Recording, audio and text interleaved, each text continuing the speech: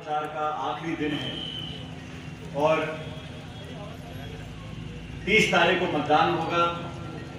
मैं आपके बीच बहुत दूर से चलकर आया हूं आपको आग्रह करने के लिए, निवेदन करने के लिए कि ये उपचुनाव मध्य प्रदेश में हो रहा है, इसी प्रकार उपचुनाव राजस्थान में भी हो रहे हैं, अन्य प्रदेशों में हो रहे हैं और उपचुनाव से जनता के मन में क्या बीत रही है, उनके जहन में क्या बीत रही है, उसका एक प्रमाण देश को मिल सकता है। उपचुनाव में जैसा बाकी वक्ताओं ने कहा, एक सांसद बनने से या 2 विधायक बनने से कोई सरकार बदल नहीं जाएगी, प्रधानमंत्री बदल नहीं जाएंगे।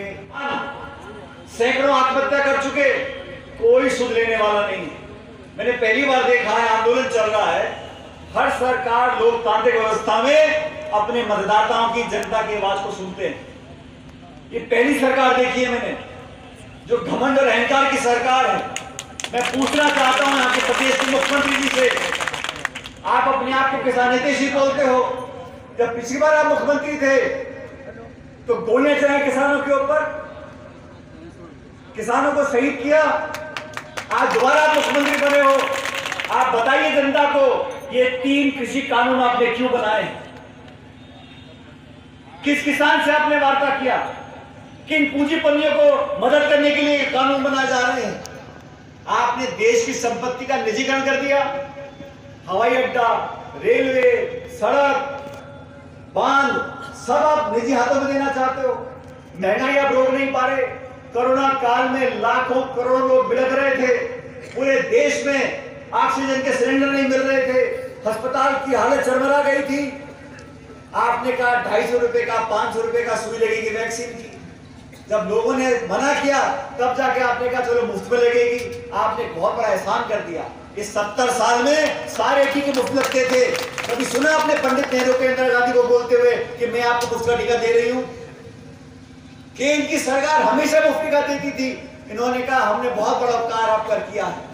अरे जेब पे डाका डाल रहे हो, पेट्रोल डीजल देसी घी से महंगा हो गया, गैस का सिलेंडर ब्लैक में नहीं मिलता, खाद देने जाते हो तो लाठी पड़ती है, बेरोजगारी फैल गई। थोड़ा नहीं थी कि 100 दिन का रोजगार हर परिवार को मिलेगा। इस दुनिया में 200 देश है, किसी देश में ऐसा कानून नहीं है कि रोजगार आपका संवैधानिक अधिकार बन गया। अब मोदी जी चाहें भी तो नरेगा को खत्म नहीं कर सकते।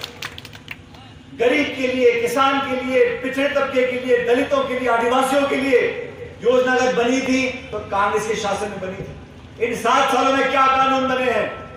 कृषि के 3 काले कानून बने हैं। निजीकरण का बहुत पहले विरोध करते थे, आज उसके पक्ष में आ गए हैं। आधार का पहले विरोध करते थे, आज पक्ष में आ गए हैं। सारा जो निवेश की बात करते थे, स्वदेशी की बात करते थे, सब निपट गया। सिर्फ वो तो भगवान राम का नाम लेके वोट बटोरने का काम करना चाहते हैं। भगवान किसी पार्टी के होते हैं क्या?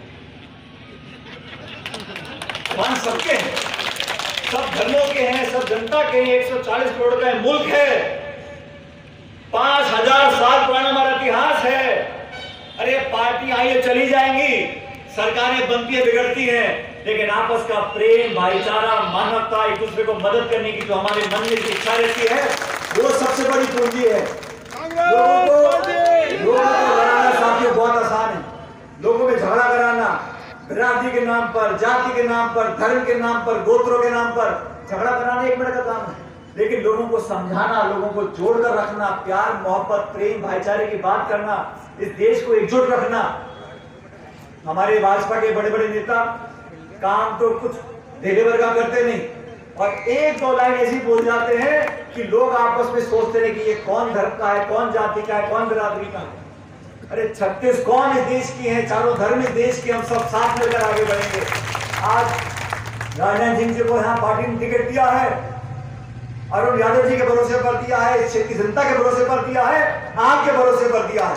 हम सब आपसे सामूहिक रूप से आग्रह करने के लिए आए हैं। इस लोकसभा के उपचुनाव में आप कांग्रेस पार्टी जिताकर भेजो, ताकि दिल्ली में शासन करने वाले लोग, उनकी भी आंख खुलेगी, वो देखेगी कि जनता की नासमझ नहीं है,